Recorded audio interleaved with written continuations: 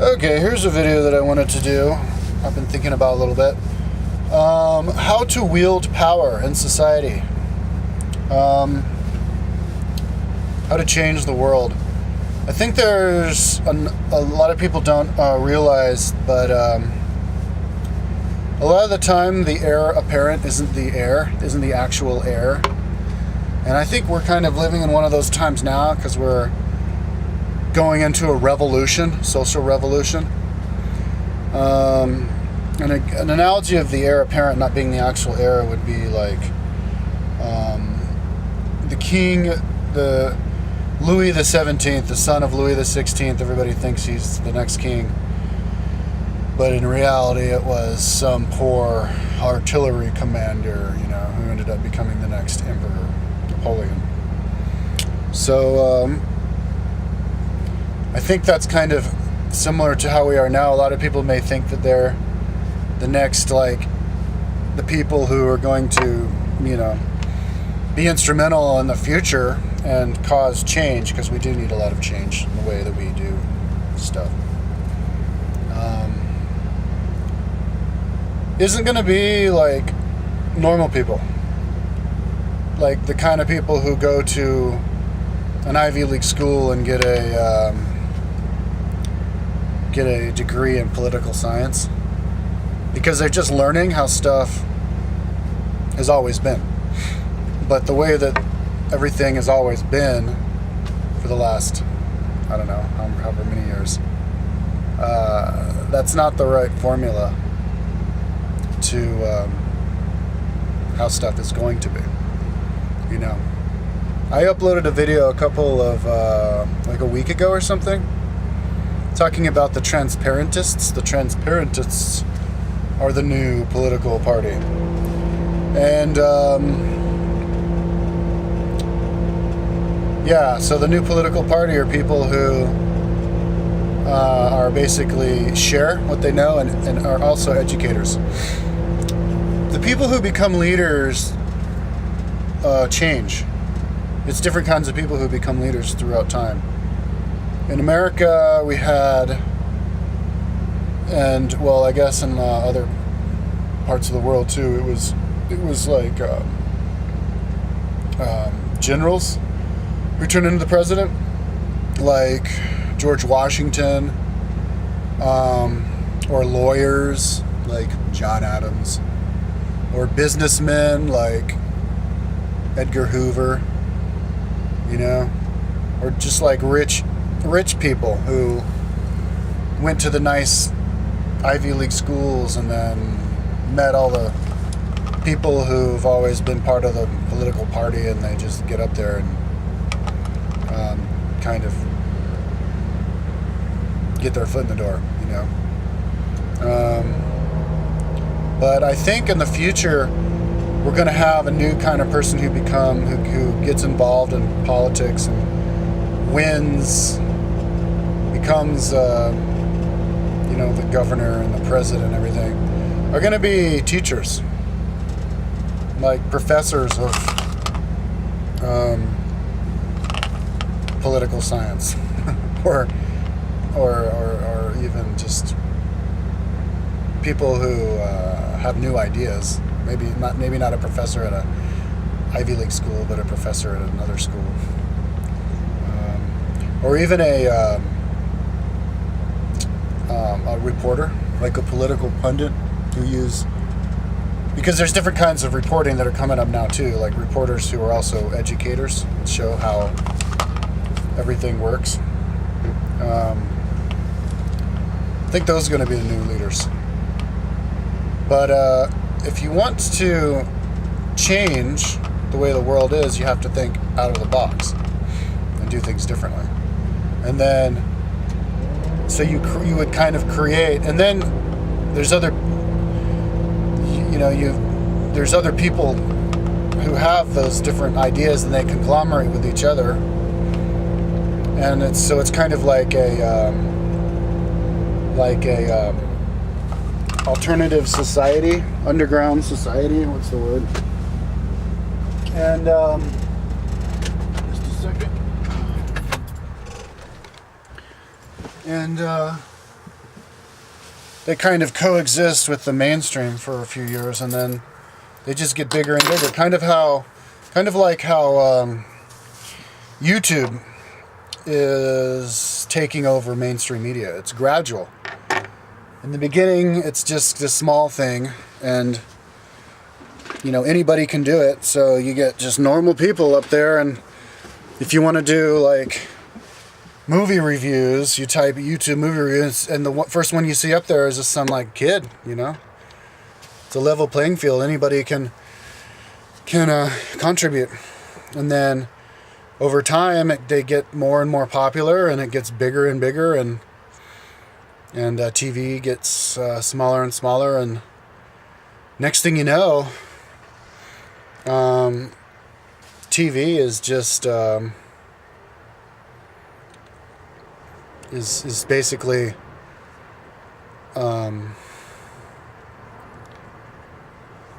like replaced. Like kind of like how CDs replace the cassette. TV just goes away and gets replaced gradually by the internet, by YouTube. It's a gradual thing, and I think that's how leadership changes gradually. And people who, like political type people who want to have ideas about laws and how to express yourself politically and all of that, is changing now and becoming more of a kind of like a common man's thing, like a normal person. I think we're ready, and it boils down to what the people want. And I think the people are ready to have their leaders be more normal, more accessible, so you feel like they're an actual person. The guy we got in now, Obama, he gave great speeches. Like, I'm the real thing, or not politics as usual. And maybe doing his like jive talk a little bit. But then he kind of just kept doing speeches like that don't really have anything. And I think Ron Paul is actually a good, even though he's a really old guy, he's a good example of how the kind of leader that we're ready for. Somebody who explains stuff a lot and talks fast and has a wide range of ideas about stuff that he's written books on abortion and books on lots of stuff. So I think that's what we're ready for. It's kind of a little bit similar to back when like 100 years ago, when Europe made the switch from being kingdoms to like republics, and then the I can't find words very well right now. Communism and fascism and Nazism, those other things they were toying around with, those other oligarchies. They were getting in the new kind of leaders, and they were ready to get like a common man type in there, not an aristocratic person, because if they felt like if they get another aristocratic guy in, he would just do stuff the way that the oligarchical way that they were fed up with, like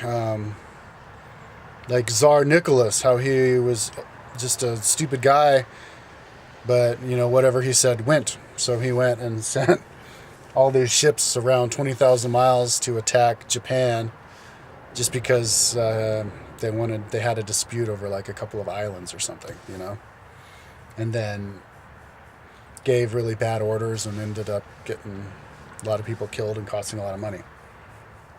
And so people didn't want an oligarchy.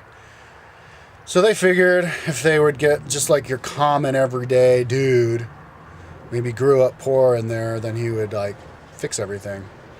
So they got Stalin, who was a bank robber, criminal, and he murdered like 60 million people or something like that. It was more oligarchical and less human than the czars ever were. Some of those czars were actually pretty progressive. The one who was murdered, who was assassinated by a grenade, was tried to get rid of serfdom, and other people around him didn't want to. But then the Italians, Mussolini, he was a pickpocket who had been busted and had done jail time before he became the leader of the fascists. And then Hitler, he was just a crude, not well raised. His stepfather didn't like him. Not particularly educated. Wanted to be an artist. Didn't even want to be a politician. But it was just this really charismatic, us versus them type of personality, and would just talk all the time. And so they wanted somebody like that, so they got him to be the leader. And I think so. I think that's what we're kind of revolving back into with America. I guess with the other parts of the world too, but somebody who's like accessible. Only it's different now than back in those days. I don't think it's like dangerous where we're going to vote in somebody who's doesn't know what the hell they're talking about, because everybody's so educated. We are a lot more educated now than we ever were. And so much more different stuff about people, about famous people and people who want to be the president gets exposed, that I think the people in the future who embrace that exposure and just express themselves, like stick up for themselves, are going to have a lot more integrity. People are going to see them as having more integrity, and that they're not going to have ads that are, the main purpose of the ad is to try to convince the populace that they have integrity. Because just the way that they live their life and the way that they express themselves should be enough. And so then they can just focus their energy and time on what they think about issues. And I think people are going to, in the future, be less and less concerned about somebody's personality and somebody's like individual, whether or not they're a liar or anything like that. Because all the people who are going to be in the spotlight trying to be leaders are already going to be pretty much irreproachable, not bad people in any way. Because if somebody's bad, it's going to be evident to everybody. So all of the energy is going to be spent on what they think about stuff. So whoever, and it's not just what you think about political stuff though too. It's what you think about everything, and that's so not what the government and politicians do these days. And that's what I'm talking about as far as the error not being the heir apparent. Because people who are in the system now and think that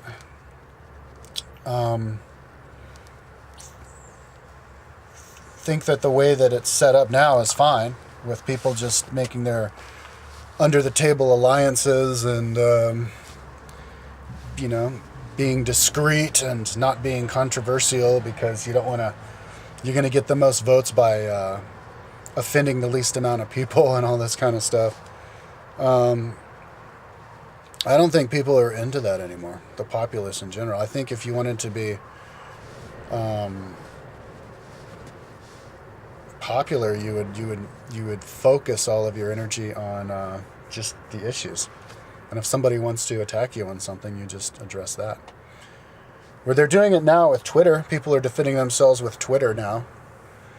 But But I think the next step is going to be YouTube. I think more and more people are going to make YouTube videos. I should do a video about that. But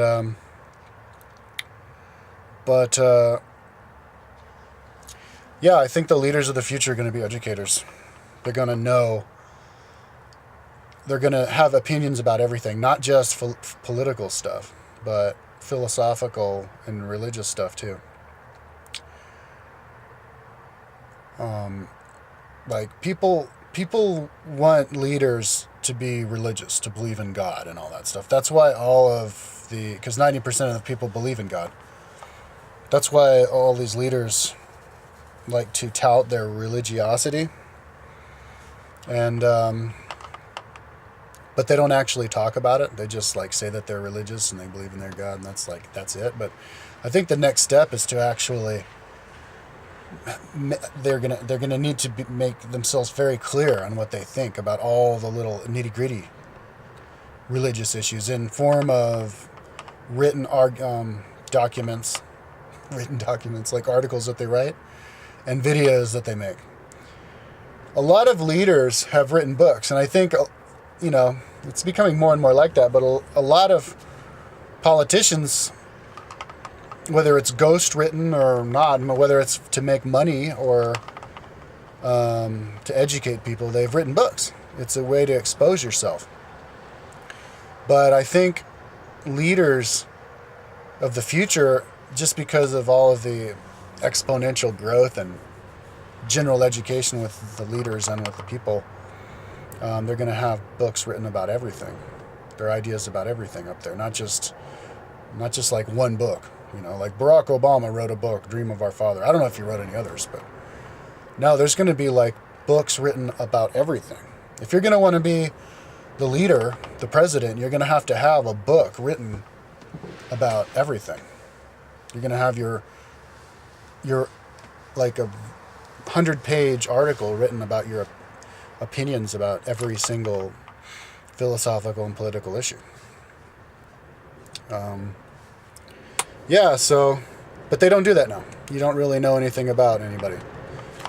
The politician that everybody was expecting to be the heir apparent, Sarah Palin. I remember Fox News like, yes, and when Sarah runs, she wrote one book, like after she was chosen to be vice president, and she ghost wrote it. She just told the story and somebody else wrote it.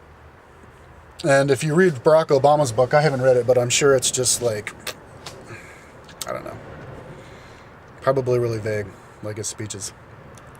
But but I think the people who express everything that they believe and make themselves available to people, like me actually, I think I'm in a pretty good position to be president of the United States.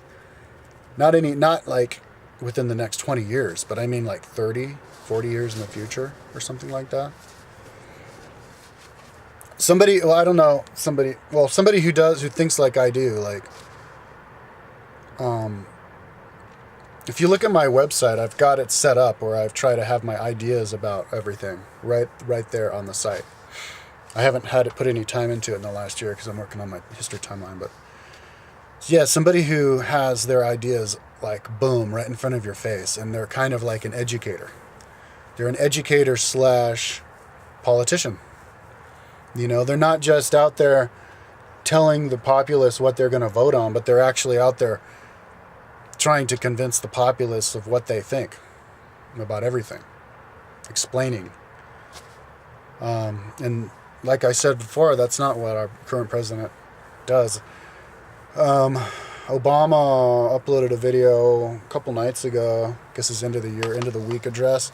It was 2.5 minutes long, and all he said was, it was like the end of the year address. He's like, yeah, we got the Al Qaeda.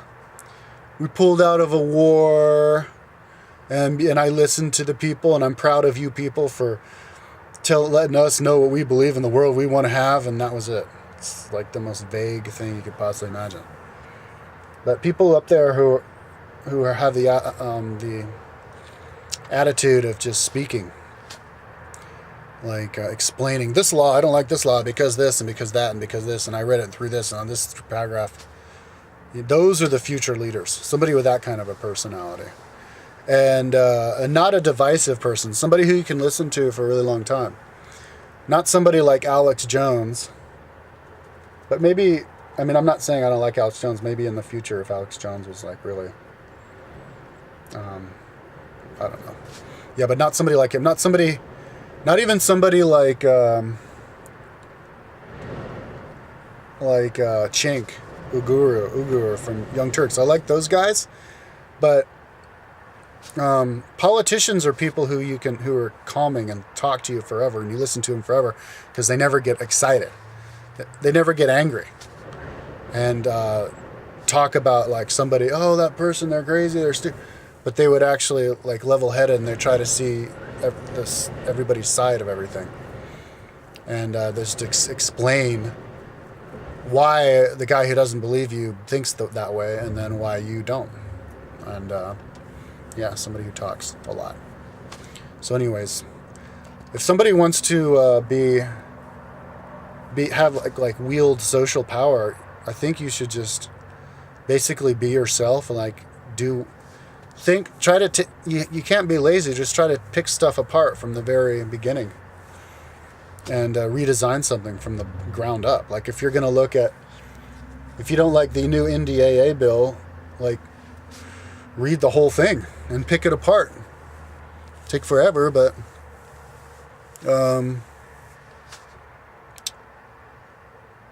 yeah. I don't think it's necessary to just try to become affiliated with groups and make alliances with people just for the sake of making alliances with people. It's kind of like doing something just because it makes you money. People should be making alliances with people because they agree with you, and then you just try to communicate with them, and if they teach you something, they can change your mind, but maybe you change their mind, and you just grow on what you know. And if there's people who agree with you, then yeah, you would ally with them, but not to put allegiances above integrity, basically.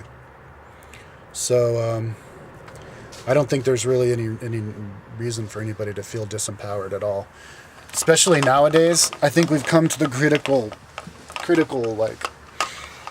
time in the world where we don't need money anymore. You could have a job. You could get a job. People are like, oh, we're out of work, you can't get jobs. Well, I think you could probably get a basic job, basic part-time job, which is enough. If you live really cheaply, you live out of your car and you eat canned vegetables, and that's all you eat, and you don't spend any money, and you can buy a new computer for $300, which lasts 3 years. There's free Wi-Fi all over the place. You can spend if you don't have a job, you have spare time, and if you have spare time, you can educate yourself and share yourself for free, and you're going to actually be in an advantage.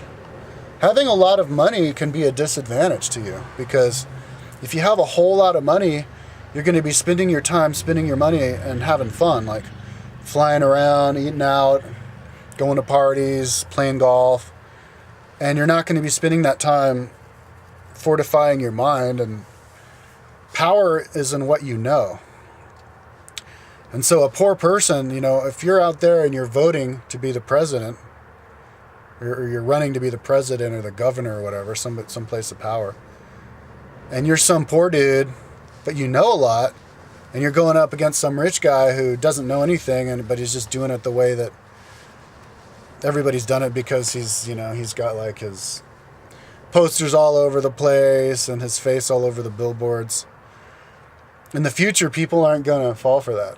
They're going to just go to the website, and they're going to see the rich guy's got some really intricate website, with lots of graphic design and stuff and slogans, but no YouTube videos of him explaining anything, no articles of him written of anything, no diagrams of his stances on stuff or voting records. And then you look at the poor guy, and he's up there with all the YouTube videos and the art and the diagrams of what he believes and all the cool little information stuff he put together, little information packets having to do with what he's running for. People are going to be smart enough to vote for the poor dude. It's kind of like time for the poor guy to come up. Somebody commented on my video on my channel the other day, and they're like, "You shouldn't do this political stuff. You're just a poor dude. Money is politics." And that's a really pessimistic way to view stuff. And pessimism is not realism. Realism is optimism. The world goes up. We get better. And it's not always going to be money is power. So shut the fuck up. You don't have anything. I mean, me making videos is actually starting to become worthwhile to me. I made like $6 already today on Google. So